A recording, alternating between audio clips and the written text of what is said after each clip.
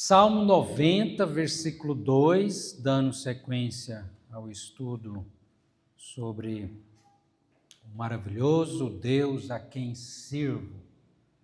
O maravilhoso Deus a quem sirvo.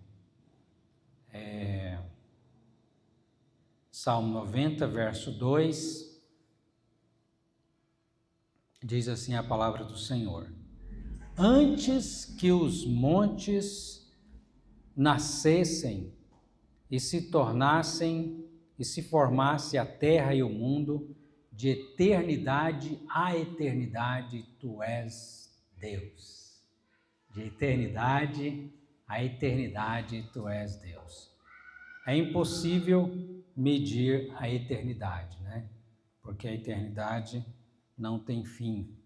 E assim o nosso Deus é eterno, não tem início e nem tem fim. É o alfa e o ômega, o princípio e o fim.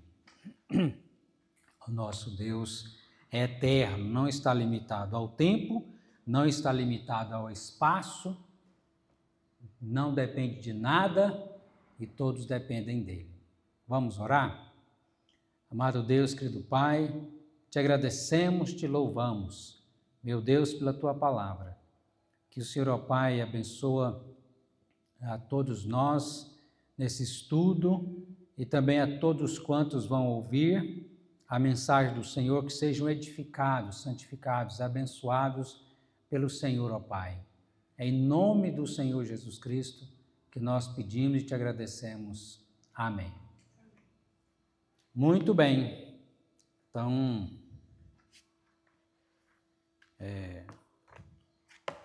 a pergunta de número 8 da página 73, né? Pergunta de número 8, da página 73, que fala o seguinte: Deus não precisa de ninguém para existir ou fazer o que deseja. Contudo, nós precisamos dele a cada momento. Diante desta verdade, o que devemos oferecer exclusivamente a ele? Vamos ver o que está escrito em Romanos 1:36, que é uma canção que nós também cantamos, né? Romanos, capítulo 11, verso 36, diz: Porque dele, e por meio dele, e para ele, são todas as coisas, a ele, pois, a glória eternamente. Porque dele, por meio dele e para ele são todas as coisas, a ele, pois, a glória eternamente. Então, diante dessa verdade, o que devemos oferecer exclusivamente ao Senhor? Toda a glória pertence a Deus, né? Não aos homens, não a imagens, não a nada, nenhuma outra criatura é digno de glória, só o Senhor é digno de toda glória, de toda adoração, né? Pergunta de número 9, devemos glorificar e adorar exclusivamente a Deus. O que ele não aceita que façamos como objeto de culto, conforme ele mesmo determina em Deuteronômio 5:8, vamos lá? Não farás para ti imagem de escultura, nem semelhança alguma do que há em cima no céu, nem embaixo na terra, nem nas águas debaixo da terra. E aí o versículo 9 vai dizer: e não as adorarás, nem lhes darás culto, porque eu, Senhor teu Deus, sou Deus zeloso, que visito a iniquidade, o pecado dos pais nos filhos, até a terceira e quarta geração daqueles que me aborrecem. Então, só Deus, parece isso óbvio, né? Mas nós somos muito idólatras, muito dados à idolatria. Esse mandamento tem sido muito quebrado, né, nos nossos dias também. Nós devemos tomar muito cuidado com os ídolos do coração e com os ídolos que estão também à nossa volta, mesmo que estejam, de certa forma, representando a Deus ou a Jesus, né? Por exemplo, a série The Chosen, ou os vídeos que passam a imagem de Jesus Cristo, filmes, né? É muito bom, eu gosto, mas cuidado para não fazer daquilo uma adoração, um ídolo, uma imagem da qual você, adorando a Deus, começa a pensar naquele autor, né, que está representando Jesus, né? Então, para não cair na idolatria, E tem outras idolatrias também, mais sutis, né? Tem aquela idolatria escancarada, que a pessoa se ajoelha diante de uma imagem, né? E tem a idolatria mais disfarçada, né? Quando nós adoramos a nós mesmos. Como assim adoramos a nós mesmos? Quando o eu vem em primeiro lugar e não Deus, não a vontade de Deus. Quando a gente não nega a nós mesmos para fazer a vontade do Senhor, então estamos colocando o que em primeiro lugar? A nós e não a Deus, né? E só Deus deve vir em primeiro lugar na nossa vida. E aí, um filho também pode ser uma tentação, um esposo, uma esposa, um pai, uma mãe, uma tentação para eu colocar em primeiro lugar na minha vida e não Deus. Você tem alguma coisa que você é tentado, como diz aqui, né? Você já teve ou tem uma imagem a qual venera, né? Então, venerar, cuidado, né? Cuidado com isso. Às vezes as pessoas também dizem, não, mas venerar, pode venerar, não pode adorar. Não é bem assim que a Bíblia ensina, né? Nós devemos evitar toda forma de culto que não seja a Deus, que não seja a Deus. Pergunta de número 10. Diante da ordem expressa de Deus quanto a esculturas e culto a qualquer outro que não seja Ele mesmo, qual a possibilidade dele aceitar uma celebração que envolva imagens e esculturas ou mesmo a mistura de símbolos que em nada se relaciona com a fé bíblica? Então vamos lá em Romanos agora. Até mesmo a cruz, né? Mesmo que não tenha lá o crucifixo, né? Na cruz, temos que ter cuidado também para não fazer daquilo ali um amuleto, porque tem pessoas que pegam a cruz ou um santinho, ou não sei o quê, para fazer daquilo ali como que, achando que aquilo ali vai trazer uma proteção, ou algo parecido, ou te abençoar, né? Então, a mesma coisa que o povo de Israel, quando pegou a Arca da Aliança, lá em 1 Samuel, né? Para lutar contra os filisteus, ele achava que pelo simples fato deles ter a Arca da Aliança com eles, Deus ia dar a vitória para eles.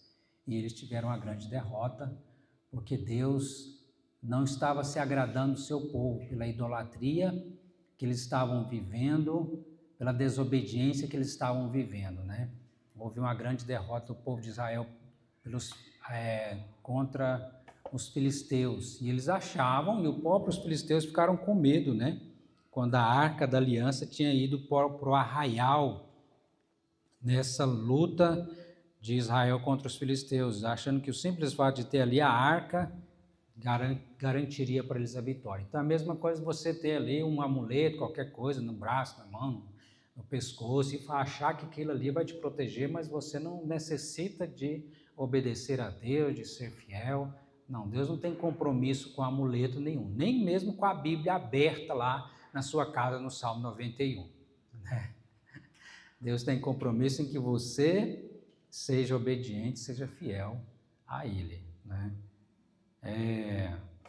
Então, Romanos 1, 18 a 23 diz assim: a ira de Deus se revela do céu contra toda a impiedade e perversão dos homens que detêm a verdade pela injustiça, porquanto o que se de Deus pode conhecer é manifesto entre eles, porque Deus lhes manifestou. Vou ler novamente o verso 19. Porquanto o que de Deus se pode conhecer é manifesto entre eles, porque Deus lhes manifestou.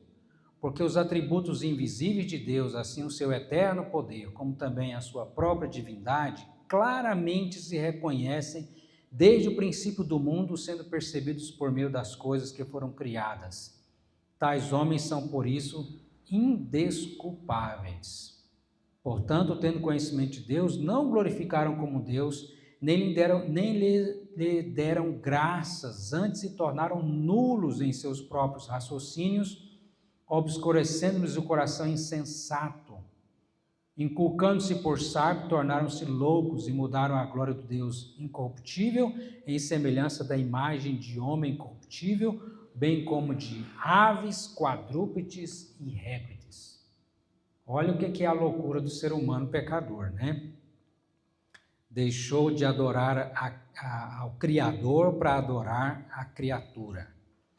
E assim vive a humanidade, né? Até o momento que Deus, na sua graça, nos liberta de nós mesmos, né? Do nosso pecado. Então, aqui ele faz a pergunta dizendo, né? Diante dessa ordem expressa de Deus para não prestar culto a nenhuma imagem de escultura, etc., os símbolos em que nada se relacionam com a fé bíblica, diante da ordem expressa, quanto a esculturas e quanto a culto a outros que não seja a Deus somente, qual a possibilidade de ele aceitar uma celebração que envolva imagens e símbolos, né? Qual é a possibilidade de Deus aceitar um culto assim, com esse monte de símbolos e imagens e coisas que nós colocamos, né? Eu já vi as pessoas falando, não, mas a imagem é como uma representação, não tem problema para a pessoa olhar ali e entender, né? Por isso que se coloca lá a imagem. Mas Deus não ensina isso, então nós devemos ser contra aquilo que Deus é contra e a favor aquilo que Deus é a favor. E Deus é quem esclarece a nossa mente, o nosso coração, né? Por isso que quando vem a Reforma Protestante, que uma das coisas que aconteceu, várias coisas aconteceram na Reforma Protestante, mas uma dessas foi essa, né? De tirar o que dos templos? Está vendo alguma imagem aqui no templo da Igreja Presbiteriana de Pontalina? Não, né? Isso nós herdamos da Reforma Protestante. Se tirou as imagens, né, e se tornou o culto mais bíblico e simples e mais puro, vamos dizer assim, né?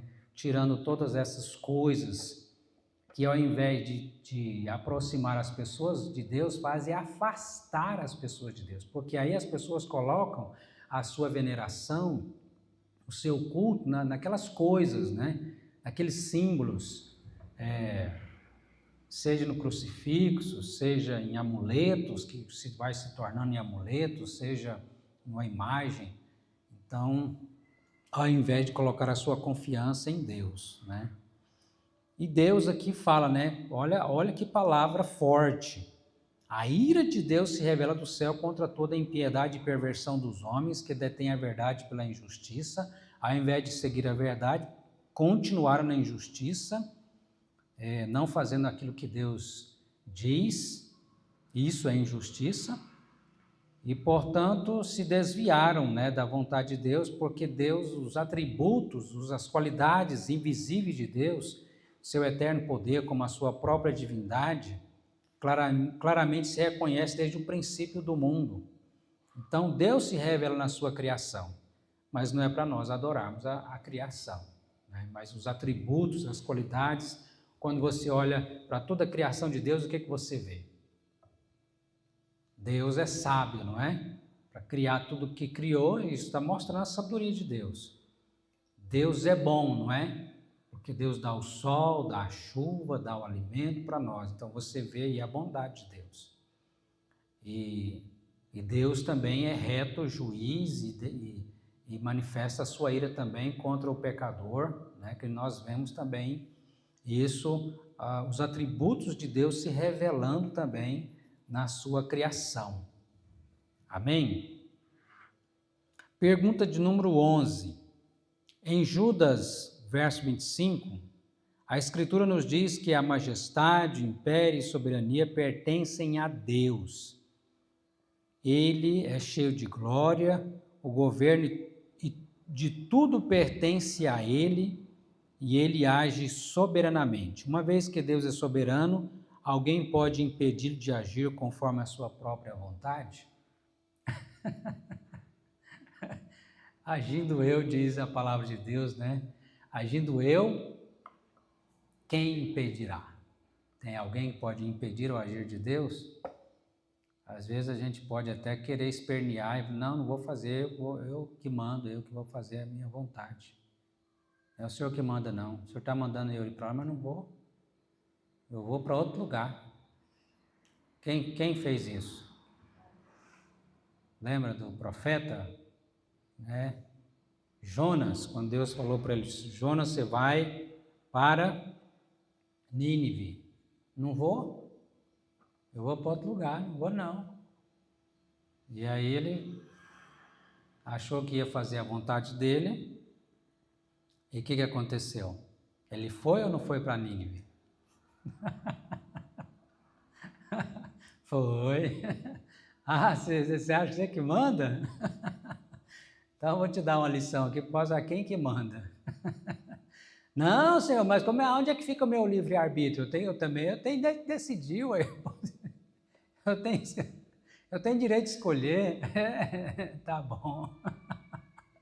E aí, Deus manda lá a tempestade, depois vem o peixe, né? Engole e vomita Jonas. E ele estava durão, hein? Queria morrer. Ah, eu quero morrer, o Senhor me mata. Nem nisso Deus também não ouviu ele, né? Não, eu quero morrer. Ah, você quer? Não, mas eu não vou te matar, não vou.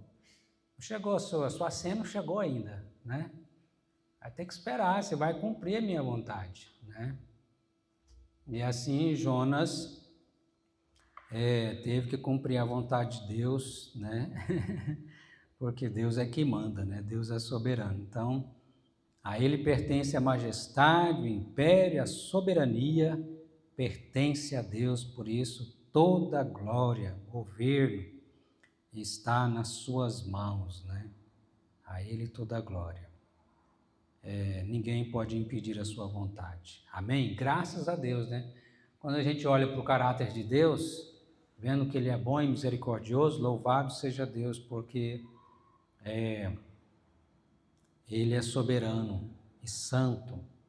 E aí uma cidade foi salva, né? Ali, né? Imagine, né? Jonas não queria que Nínive fosse salva de jeito nenhum, queria que Nínive fosse destruída. Essa era a vontade de Jonas, porque o povo de Nínive era inimigo de Israel. Não, eu quero que esse povo seja destruído. Mas Deus queria salvá-los, né?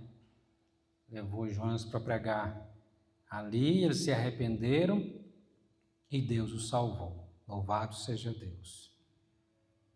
Pergunta de número 12. Como Deus é soberano, Ele executa todos os seus projetos. Mas qual é a possibilidade de Deus mudar de ideia naquilo que Ele intenta fazer? Então, vamos lá para Malaquias 3:6. Lembrando que a pergunta é: qual é a possibilidade de Deus mudar de ideia naquilo que Ele intenta fazer? Malaquias 3:6 diz: porque eu, o Senhor, não mudo, por isso vós, ó filhos de Israel, não sois consumidos. Então, um dos atributos, uma das qualidades de Deus é que Ele não muda, Ele é imutável. Deus é imutável no seu caráter, no seu ser, no seu plano perfeito, né? Deus não muda. E aí, olha só, por isso que os filhos de Israel não seriam destruídos ou consumidos, porque eu, Senhor, não mudo, por isso vós, ó filhos de Jacó, não sois consumidos, porque Deus é fiel à sua palavra, Deus é fiel à sua aliança. Mesmo diante daquele povo tão rebelde que foi, mas Deus é fiel à sua palavra e misericordioso e converte, né, o nosso coração, né? Também é preciso entender, quando fala aqueles textos que diz assim, que Deus se arrependeu, não está dizendo que Deus mudou no seu ser, no seu caráter. Está dizendo que Deus teve tristeza, né, diante da maldade, diante do pecado do ser humano, como, por exemplo, abre a sua Bíblia lá em Gênesis, é um dos textos assim que eu acho muito triste na Bíblia, né? Gênesis capítulo 6.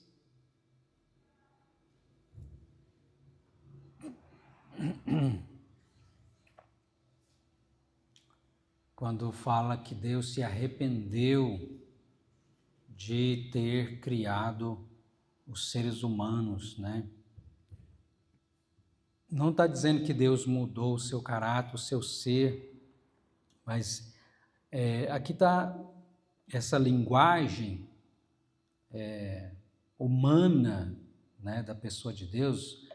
Gênesis 6:6 é para mostrar para nós o quanto isso foi, o pecado no coração da humanidade foi triste e pesou, né, conforme o próprio texto fala, pesou no coração de Deus, né? Então se arrependeu o Senhor de ter feito o homem na terra, e isso lhe pesou no coração. Olha o que é o pecado, irmãos. Olha que desgraça que é o pecado, né? Deus viu que havia se tornado a humanidade. E Deus, como que a tristeza de Deus se manifesta dessa maneira, né? Deus se arrependeu de ter feito o homem na terra, e isso lhe pesou no coração.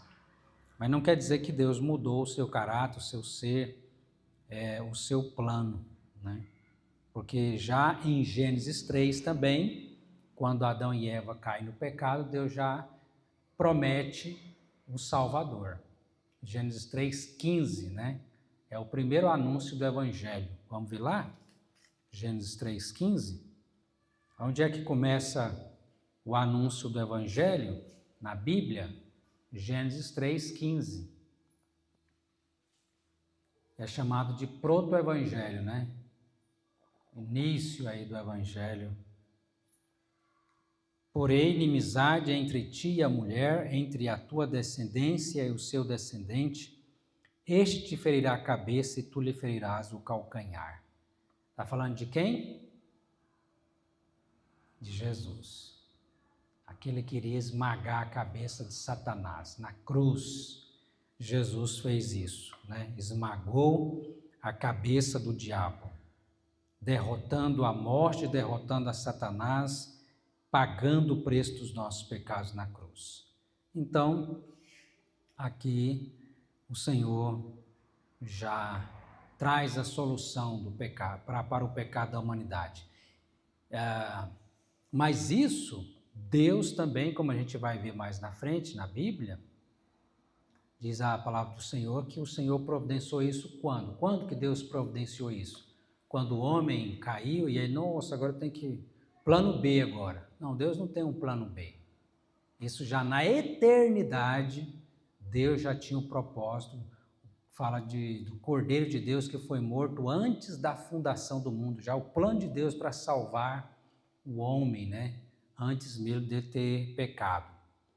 E Cristo, então, o Cordeiro de Deus que foi dado a nós antes da fundação do mundo, né? E agora, quando entra na história, cumpre o propósito do Senhor, porque Deus, Ele é soberano, Ele é eterno, Ele não muda, os seus atributos no seu ser.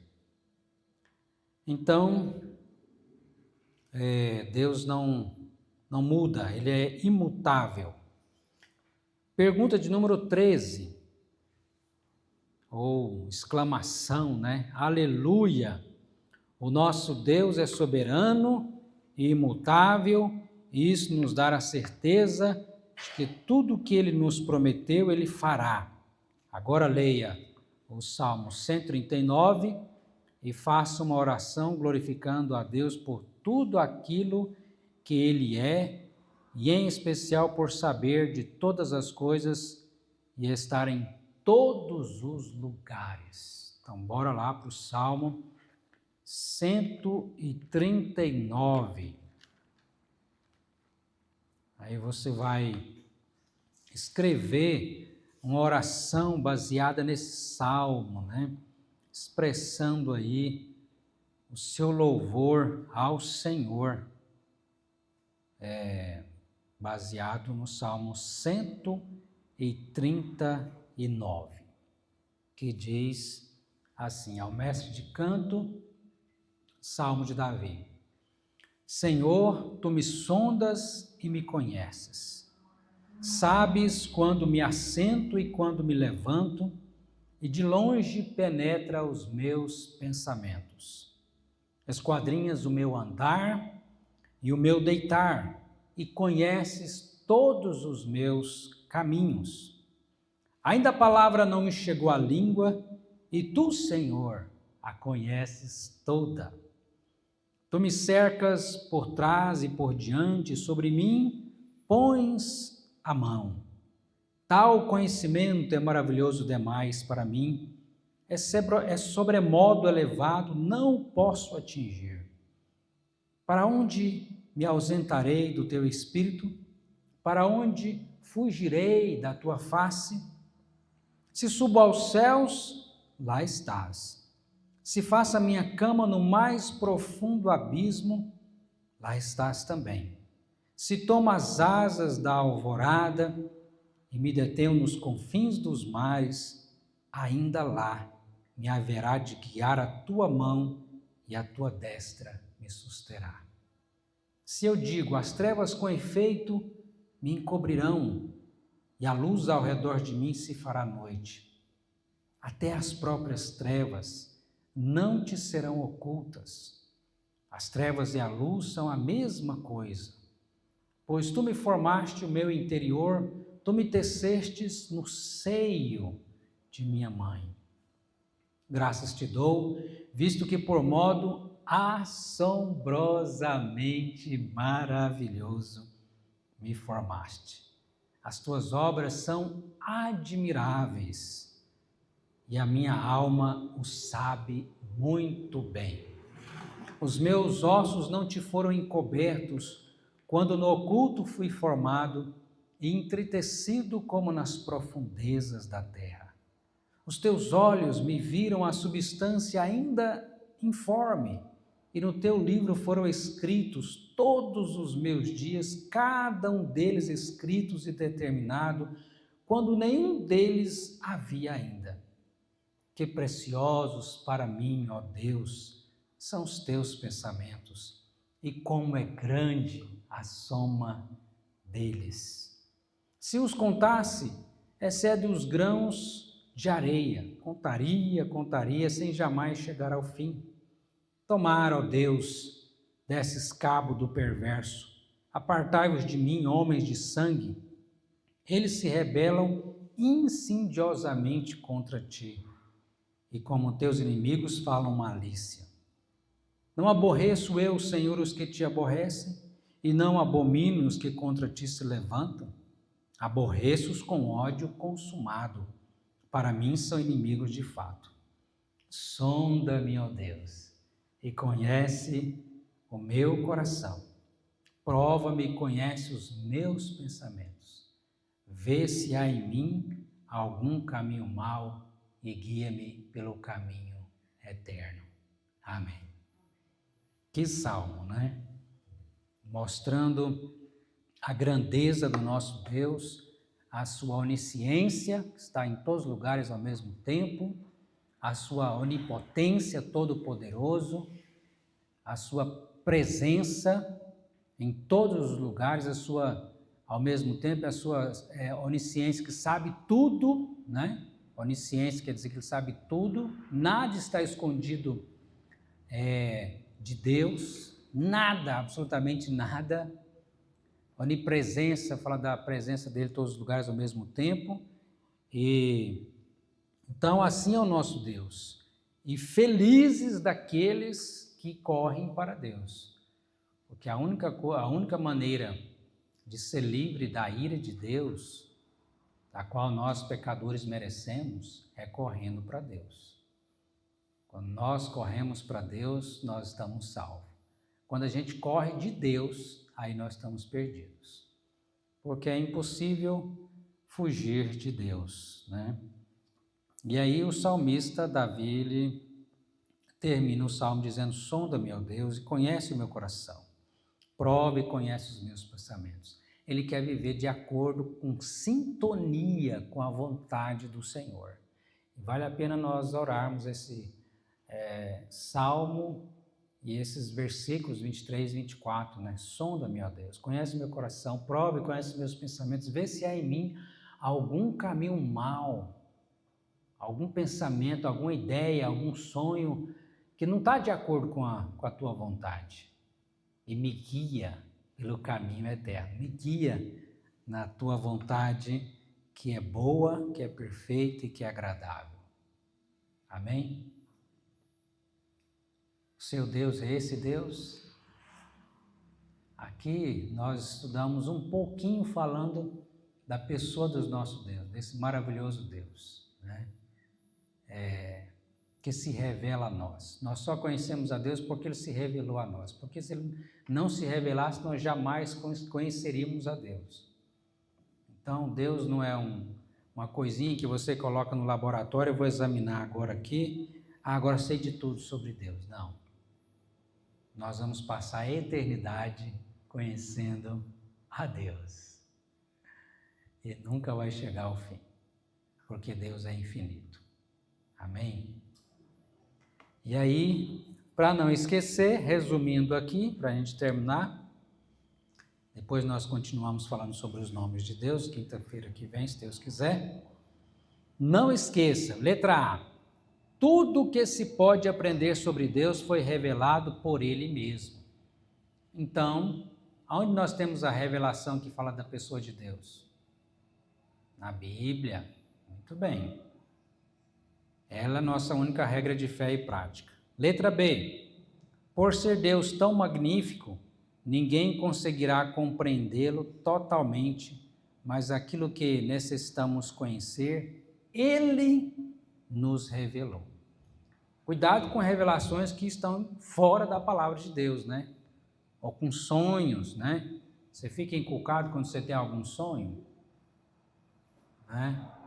Deus pode falar através de um sonho? Pode, mas passa ele pela peneira da Bíblia, né? Para não ficar vivendo de sonho ou de revelações, né?